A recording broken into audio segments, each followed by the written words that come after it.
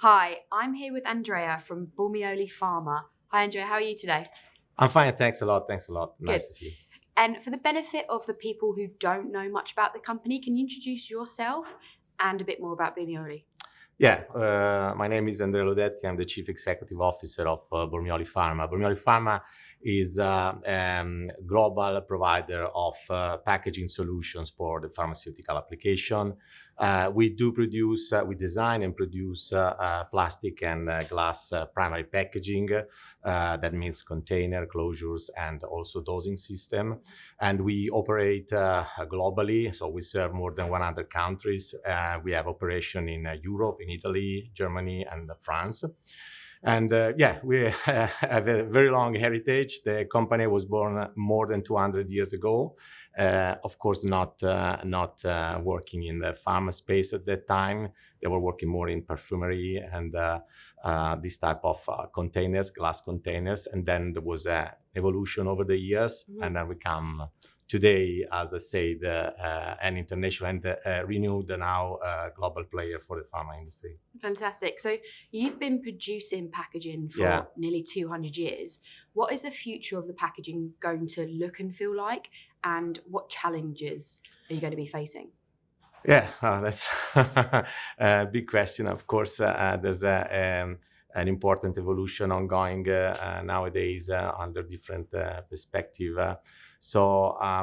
We say that our mission is to make health a positive practice, accessible to everyone and kind to the planet. And in this sentence, we try to summarize all what we do and all what we think we have to do for the future. Packaging is not just a container for drug, right? Of course, it has the function of storing the drug, but it has also to carry the drug to the end user, to the patient, and has to maintain the property of the drug down the line, and then has to be easily used, operated by the end user. So we say that these solutions have to be sound, so they have to cover their function very well. Normally, I mean, there are packaging solutions at the moment on the market that are not so sound. I think it's in the life of everybody to operate some packaging solutions, not that easy. And the important thing is that we want that to be packaging accessible to everyone. So we are doing a lot of studies to provide features and functionalities that allow also people with some disability, that could be cognitive disability, can be physical disability, to operate all the drugs that they have to take. If you consider that most of the drugs that are sold to people with chronic diseases, and these people normally want to operate the drug by themselves, but they cannot in some time. So think about a blind person that has to count drops and is taking a medicine like that. So this is what we think is that in the past years there was a lot of standardization over the packaging solution. Today we have the ability and the possibility to make it more accessible and easy to use. And the last thing is kind to the planet, so sustainability. As I said, we produce glass packaging and plastic packaging.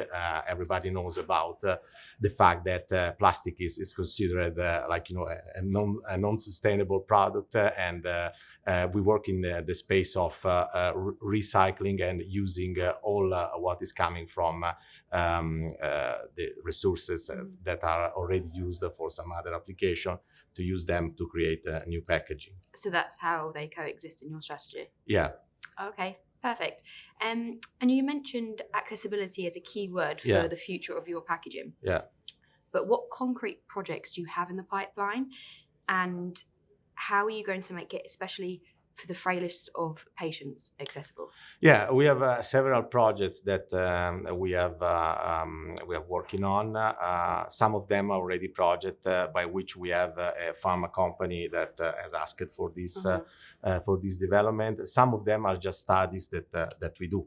So we basically run ethnographic research where we put together people, some cluster of people, as I said, with disabilities or professional for the pharma space, elderly people or children and so on. So, and we children with moms, of course. And then we simply look at the way they interact with the packaging, and we try to get inspiration from that. So, for instance, we have solutions for the oral liquid application that you can operate with one hand. So instead of having to take out the cover and then use two hands for the dosing and so on, you can do everything with one hand, turning the bottle upside down, pressing on the cap, and then creating the dose that you have to take.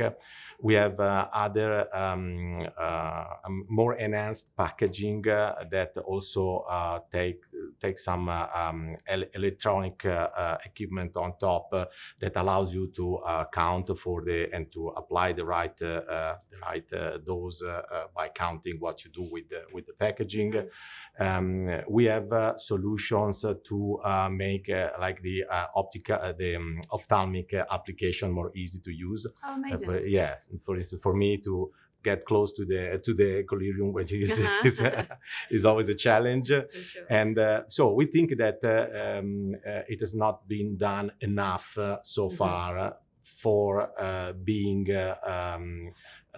close to the end user. Normally, pharma company, they focus a lot on the production of the drug, and when it comes to the container or to the application, they tend to use what is standard on the market, what they have always used. And so what we try to advertise is that by some co-developing, some activity together well in advance, you can come with better solutions that answer to our mission of making health a positive practice.